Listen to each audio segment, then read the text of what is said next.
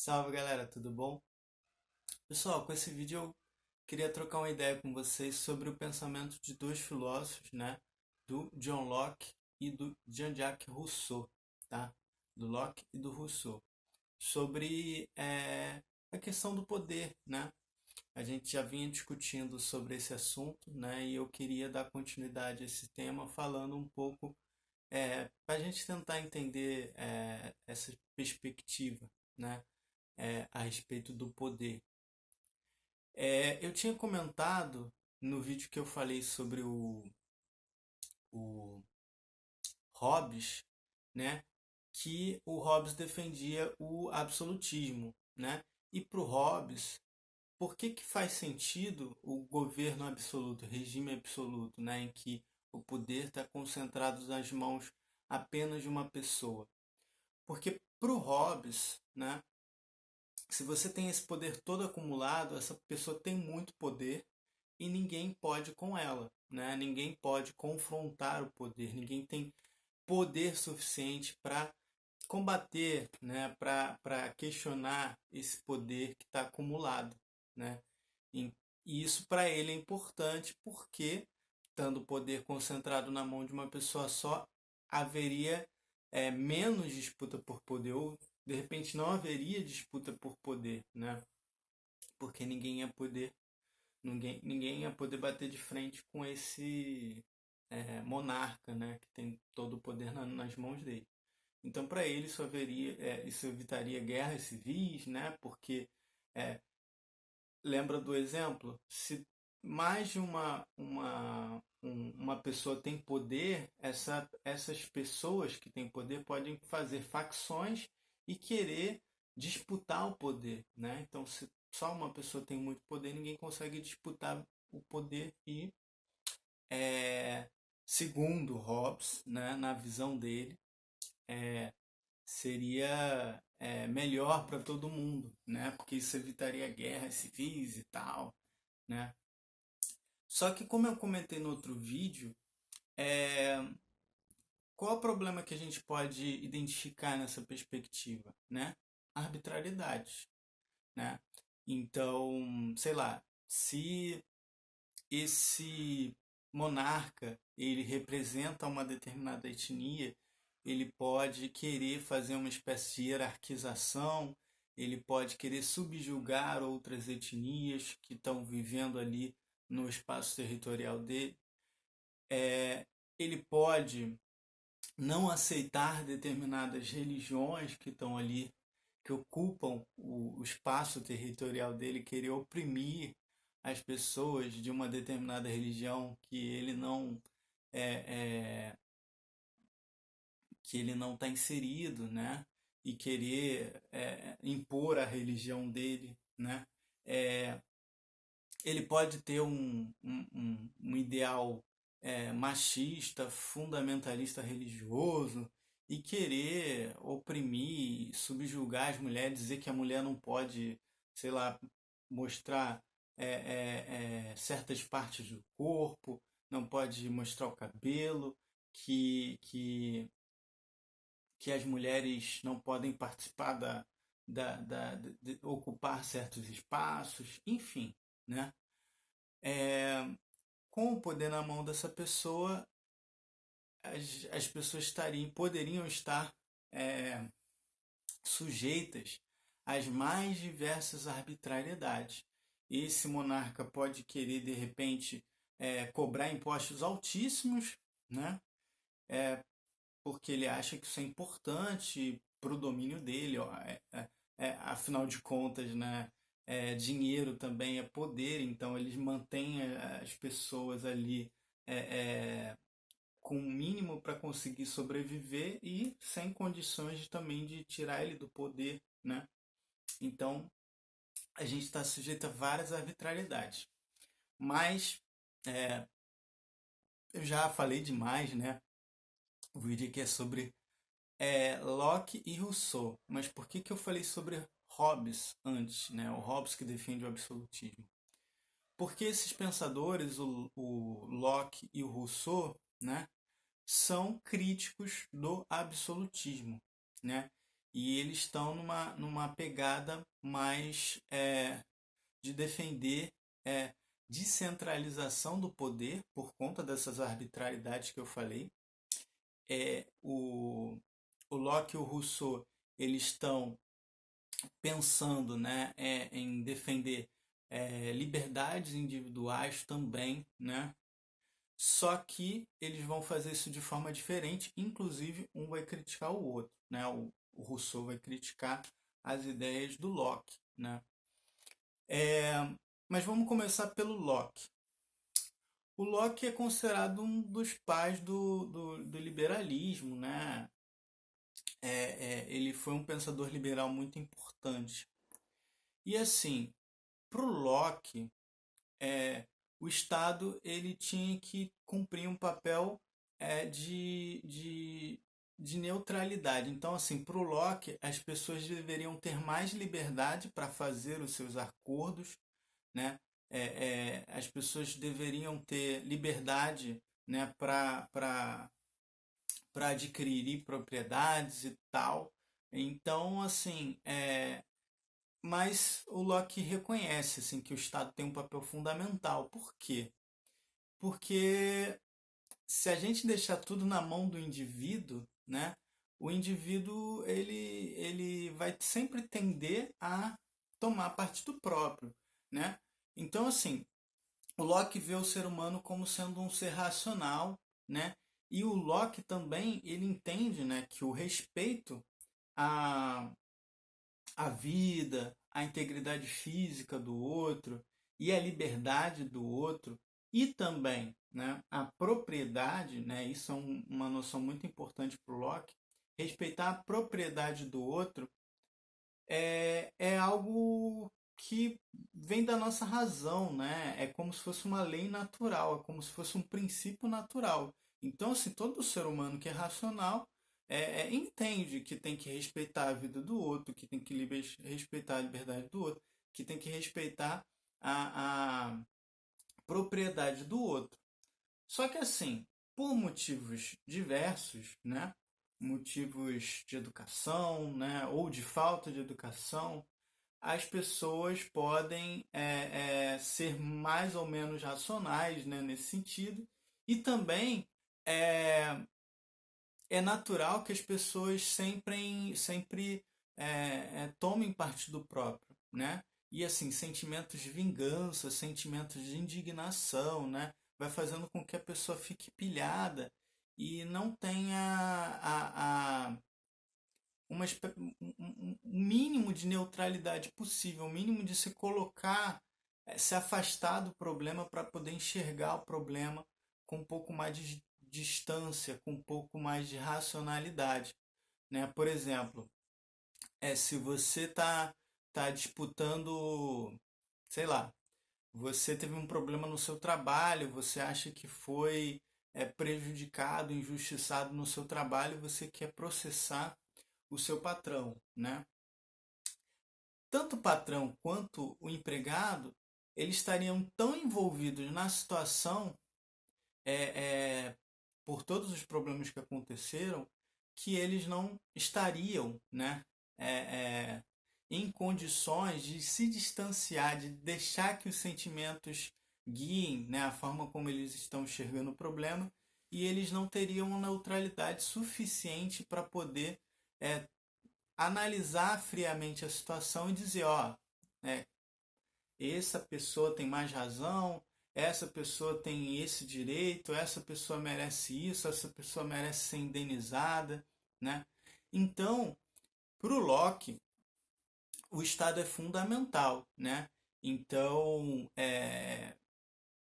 essa instituição é preciso que as pessoas se organizem politicamente, né? Ele também vai defender a divisão dos poderes, então vai ter uma parte que vai legislar, que vai criar leis, outra parte do Estado vai ser responsável por executar as leis e pôr as leis em prática.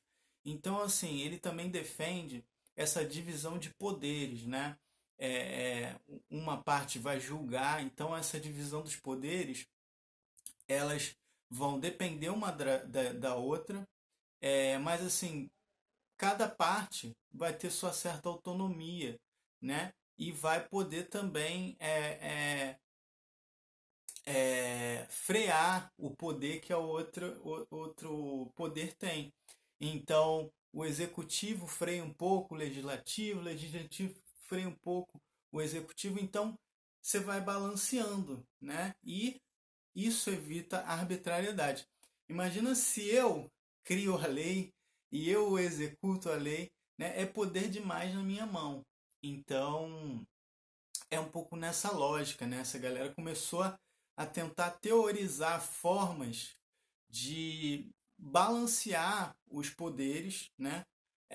Para que não houvessem arbitrariedades, autoritarismos, né? Para que a gente não ficasse numa condição de injustiça, em que o poder está concentrado na mão de uma pessoa só, sei lá, um presidente que tem poder pra caramba e ele faz e acontece, ele faz as coisas acontecerem do jeito dele, né? Isso não pode acontecer, né?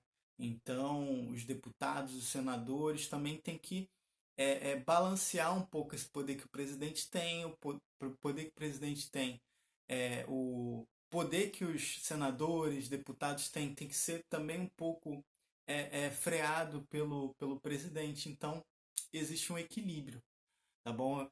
O Locke teorizou sobre isso, pensou sobre isso também, tá? E assim, qual é para além disso, né? No fim das contas, como o Estado é um contrato social, para o Locke, se o Estado cumpre, não, quer dizer, se o Estado não cumpre com o seu papel, com o seu objetivo, né? Se se ele se torna um Estado autoritário, se ele deixa de cumprir com o acordo social que foi estabelecido, ele pode muito bem ser destituído, né? Ele pode muito bem ser desmanchado para que se faça uma espécie de renovação, né? Então o Estado tem que cumprir com uma função e se ele não cumpre, se ele é arbitrário, né? Se pessoas alcançam o poder e começam a fazer o que elas bem entendem lá, né? Se o Estado se comporta de forma autoritária, tudo isso na teoria do Locke pode fazer com que as pessoas, né, reivindiquem o poder que elas deixaram na mão do Estado, né? Porque o contrato social seria isso, né? Funciona de uma forma parecida com o do Hobbes, né? Você faz um acordo social para que, ó, vamos montar um Estado, né? Organizar algo, um governo, né?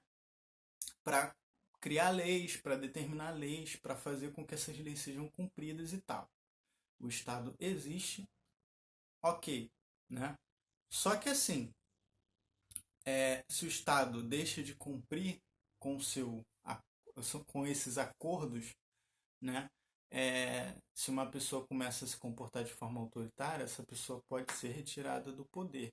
O poder que foi concedido a ela a partir do contrato, né? Ela quebrou o contrato, então esse poder pode ser retirado dela, tá bom? Mas vamos lá. O Locke, ele estava muito preocupado com o empoderamento, com a liberdade do que a gente chama de burguesia, tá? Então, para ele, as pessoas tinham que ter o máximo de liberdade para fazer seus acordos, para poder fazer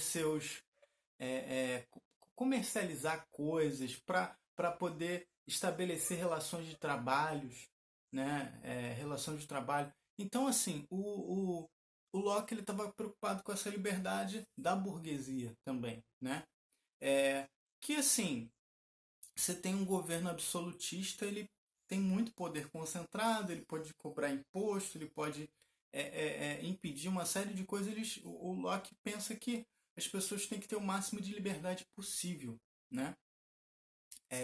Inclusive para fazer acordos de relação de trabalho, né? E de comércio também, né?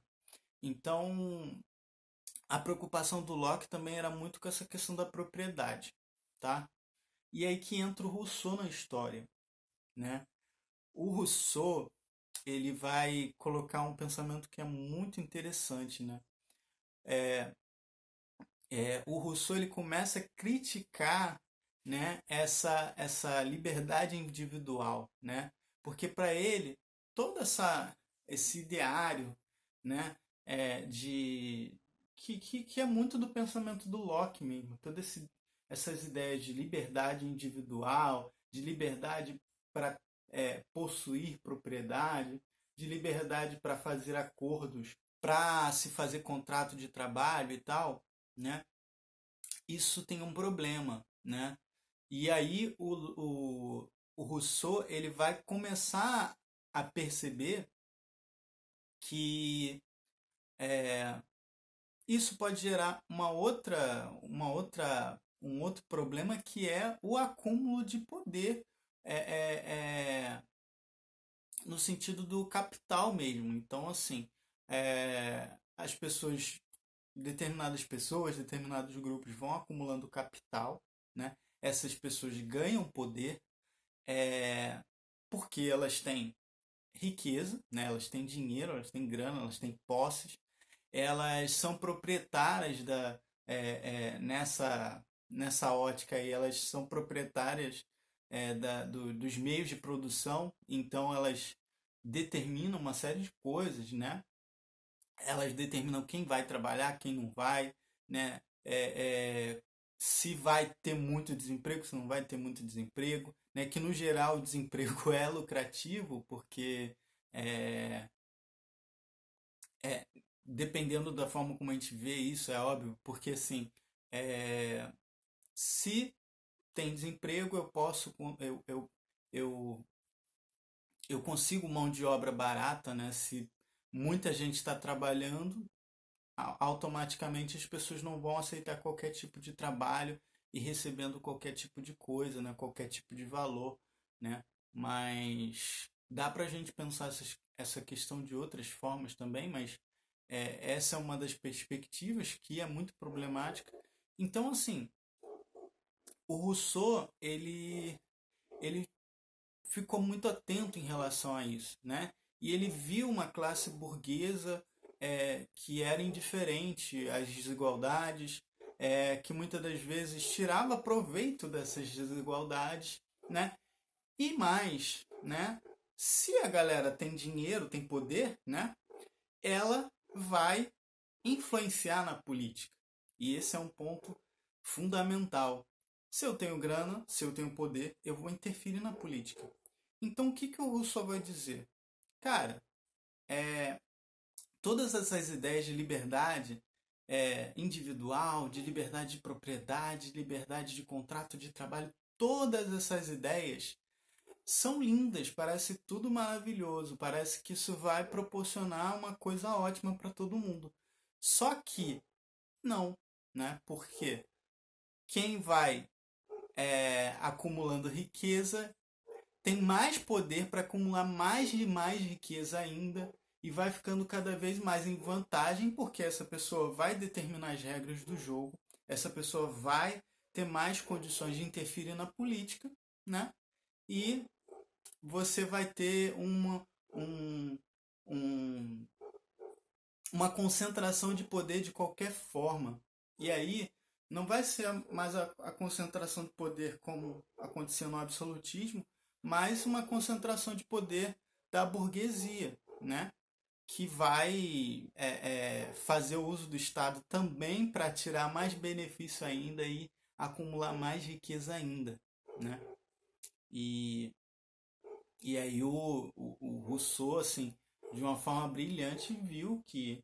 E assim, o lance também é que você defender esses ideais, né? Ah, liberdade individual, liberdade para livre acordo, liberdade para livre comércio, liberdade para livres acordos de trabalho, né? É, todas essas histórias faz com que as pessoas acreditem que está tudo bem, que está tudo certo, que está tudo perfeito. Só que elas alimentando essas ideias, elas não vão perceber o tanto de problema, porque isso parece fazer sentido, né? Defender a liberdade parece fazer sentido. Então é meio que as pessoas vão sendo convencidas disso e não vão se atentando para o tanto de problema que vem com todas essas ideias, né? E assim, o Rousseau, ele acha que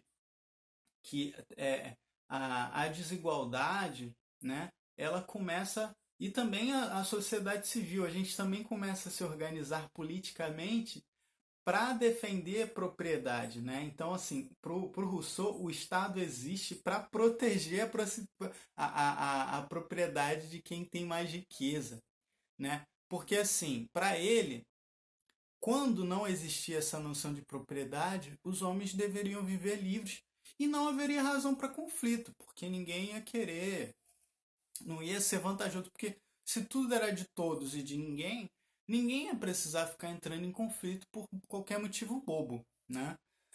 Então, para ele, os conflitos, né, sociais, eles começam com o acúmulo de propriedade. Então, assim, você e também é, a propriedade ela produz inveja, né? E também produz uma sensação de poder. Então o homem ele vai se organizando, monta um estado, monta toda essa ideia de política, essa ideia de contrato, de acordo para proteger, para que o Estado proteja suas propriedades. E, obviamente, a propriedade de quem? De quem tem mais propriedade, né? Então vai sempre haver essa relação totalmente desigual, né? Totalmente desproporcional. Quem está por baixo sempre vai ser menos protegido, sempre vai estar mais sujeito a violências, mais sujeito a ser é, oprimido, né? Que os ricos e poderosos tirem proveito dessa debilidade, né? É, e façam com que essas pessoas sejam condenadas a essa condição. Então, é tão desproporcional, é tanto poder que certos grupos têm que quem está por baixo não consegue. Ele, teoricamente, né, nessa visão liberal, seria livre para conseguir é, crescer na vida economicamente, mas ele não tem, né, porque os meios para isso, para ele ascender socialmente, são de um grupo, né, que vai fazer de tudo para que essas pessoas se mantenham na condição que elas estão, né? É óbvio que existem exceções, mas é aquele ditado, né? A exceção confirma a regra, né? Se todo mundo conseguisse ascender socialmente com seu esforço, com a sua dedicação, né, com o seu trabalho,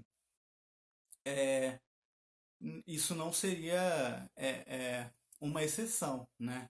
Então, se há exceção, a exceção confirma a regra. Então, se não há argumento de dizer, fulano cresceu e tal.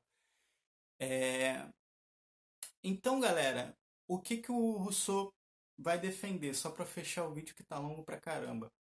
O Rousseau, ele vai dizer que esse contrato social que vigora na sociedade, né, em que ele vivia, que era preenchido por todo esse ideal liberal de liberdades individuais e tudo mais, né, de um Estado que fosse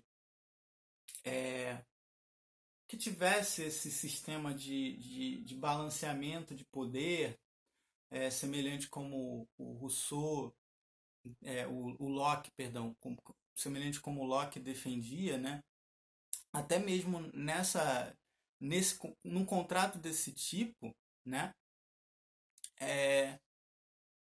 Os mais poderosos é que iam é, é, ter mais influência, eles iam se apropriar do Estado para defender seus interesses e seria uma condição de injustiça de qualquer forma.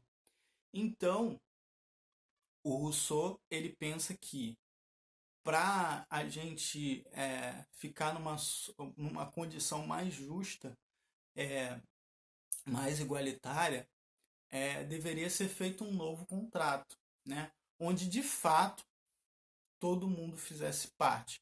Então, o contrato que deveria ser pensado, o contrato que deveria ser feito, a forma como o Estado deveria se organizar, era uma forma que permitisse que o poder, né, fosse de fato representado pela totalidade, né? Então, ele defendia a maior participação de todo mundo na política, das pessoas na política, e que o Estado representasse de fato o todo, né? Então, assim, para o Rousseau, o Estado não poderia nem representar o monarca, né, que teria um poder absoluto, e nem a burguesia, né? O Estado não deveria nem representar a burguesia, nem o absolutismo, né, nem o monarca, mas sim todas as pessoas, tá? E é isso, galera. Esse vídeo tá longão. Um abraço.